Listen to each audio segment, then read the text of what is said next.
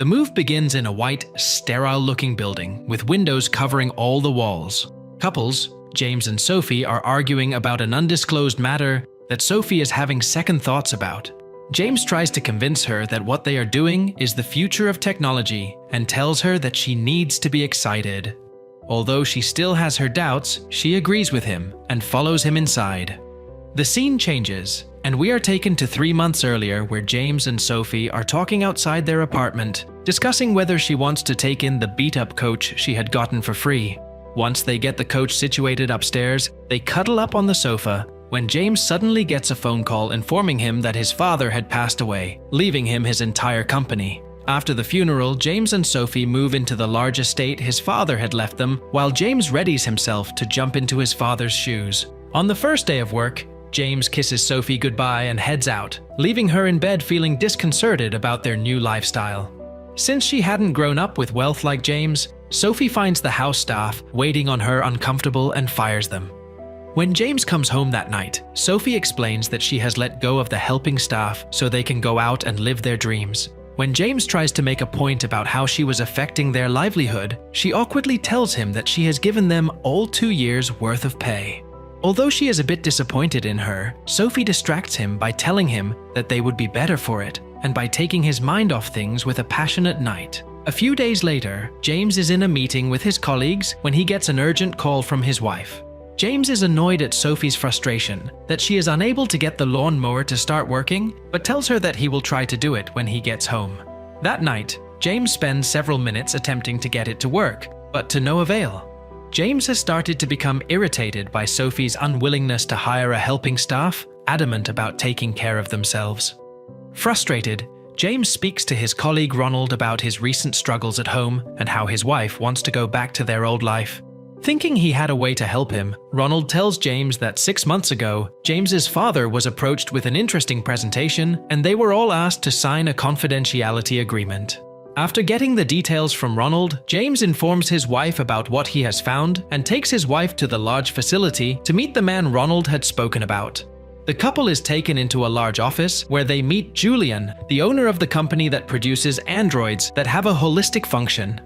Showing them 5 perfectly human-looking androids, Julian explains that all of them had the same capabilities and that their only difference was their aesthetics. Addressing one of the androids, Julian tells her to greet their guests, and she does so in a human manner.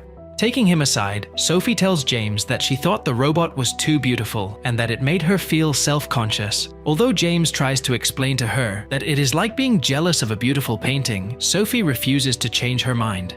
After suggesting that they try one of the male models, Julian introduces them to Henry. To show them that the androids are completely submissive, Julian orders Henry to get on his knee and lick the bottom of James's shoes, which he does without question, once he has convinced them. Julian shows them Henry's docking station and tells them that Henry will be using it to recharge, or if any issues arise. Once they sign all the papers and purchase Henry, they take him back home and let him acclimate himself. The following morning, Sophie goes into the kitchen and finds Henry making James some eggs. Looking around at her, he asks Sophie if she wants anything, but she is unable to order him because he looks too much like a person. In their bedroom, Sophie and James have a small argument about Sophie's continued resistance to voicing her orders. After telling her to prioritize the workload over her feelings, James goes to work, leaving Sophie to handle Henry's to-do list. One morning, when Sophie walks out of the bathroom naked, she is startled by Henry, who is looking at her.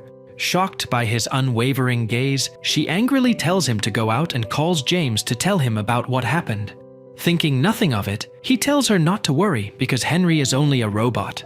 After having a stressful day at work, James goes home and tells Sophie that he is waking Henry up so they can play racquetball, hoping to blow off some steam.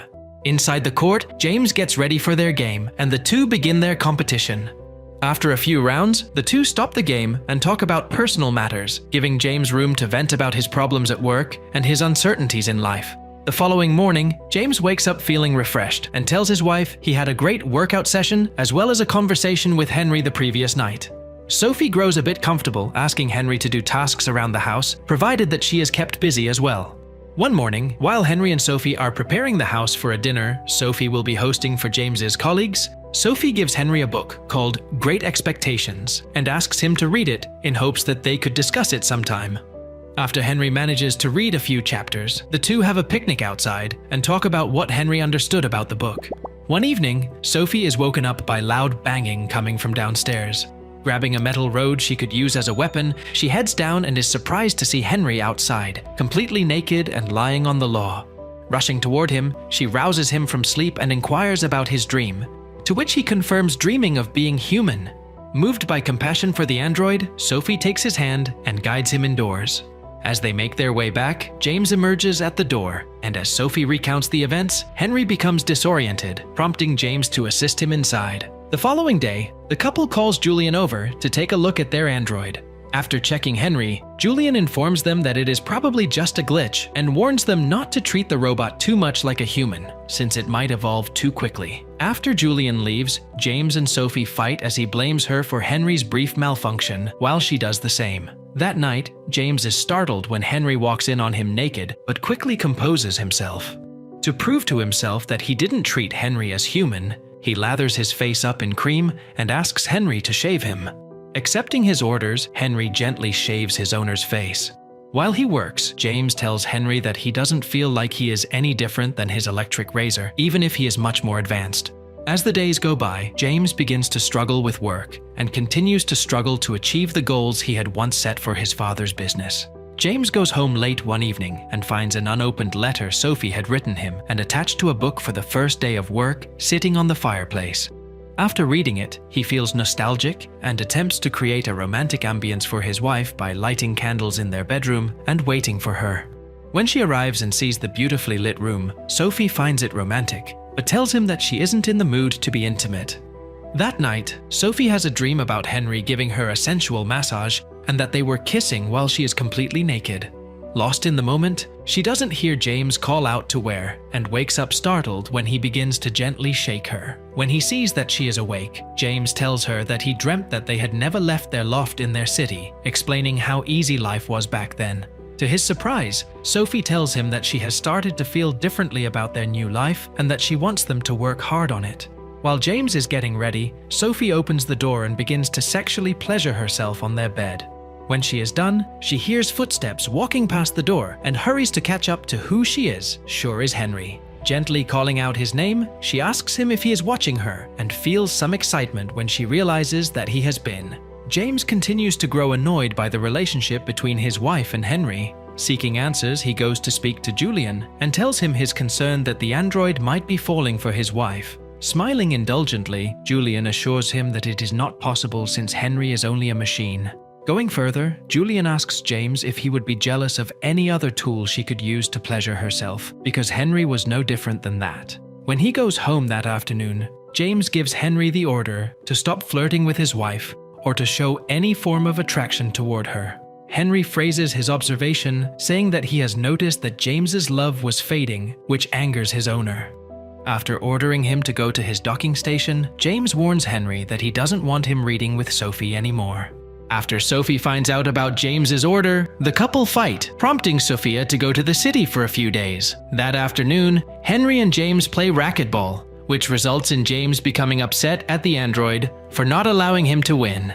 Later, James is naked in the bathroom after his shower and calls out to Henry when he is unable to find his shaver. When he arrives, James is surprised to see the android completely naked. After expressing his need to please his masters, Henry kisses James and then continues to please him sexually.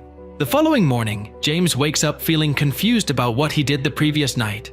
Getting dressed quickly, he goes downstairs and finds his breakfast packed and ready to go. When he gets to work, he is given the great news that the deal they had assumed was dead is being given a second thought, which makes James happy. Calling home, he speaks to Sophie, who had just returned from the city about going away for a few days. After telling him she would think about it and hangs up, she tells Henry that she feels that the gesture is forced. Later, Sophie asks Henry to give her a massage and let him unwind her stress-packed shoulders as she lies on the massage table. While giving her the massage, Henry begins to kiss her, and after feeling lost in it for a few seconds, she stops it. Looking at her intently, Henry mouths the word, "I love you," just as James would have said it, which upset Sophia, and she orders him to go to his docking station. When James comes home that afternoon, Sophie tells him what happened, which aggravates her husband, and he tells her that it was all her fault. Unable to control himself, James goes to Henry's room and punches the robot in the face, then disconnects the docking station so the android doesn't charge. The following morning, James leaves for work after making sure Henry hasn't moved at all. While in her room, Sophie is startled by Henry, who, with a concerned look on his face, asks her if they have deemed him absolute. When Henry finds out that James was upset because of the kiss, he confesses that James's lust had taken over him the night she had gone to the city, and the two had spent the night together. Angry with her husband's hypocrisy, Sophie calls Julian over and asks him to power Henry down, then drives to James's office to confront him about his infidelity. The two discuss their issues, talking about how it was easy to get lost in Henry's selflessness. Understanding where they were both coming from, they apologize to each other and promise to be better. Suddenly, their conversation is interrupted when James's assistant informs him that he has been getting several urgent calls from Henry. When they arrive home, they find Henry standing outside, completely naked. After begging them not to get rid of him, he describes his desire to power down where he stands. Hours later, James and Sophie get a call from the police, who inform them that Henry is human and that Julian is a conman who brainwashes people into thinking they are robots. The couple brings the police over to their house so they can speak to Henry, and are shocked when the officers are gunned down by Julian. As he is reloading the weapon, he tells them that he found Henry bruised and battered when he was only 3 years old. He had raised and nourished him, transforming Henry into the perfect specimen he was. Before he can shoot them, Henry intervenes and then beats Julian to death with his shotgun. No longer having purpose, Henry goes out to the field and stabs himself in the abdomen, swiftly ending his life. As he dies, Sophie and James kneel next to him and tell him they love him. 5 years later, Sophie and James are on a picnic in the park with their young son they had named Henry. The boy often asks how he was named, and the couple plan to one day tell him the story.